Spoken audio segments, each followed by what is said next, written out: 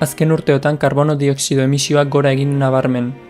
Errudun nagusia industria bada ere gure ekarpenak ere balioa du. Lurra bakarra da, garraiobideak anitzak. Aldatu zure ohiturak mundua alda ez dadin.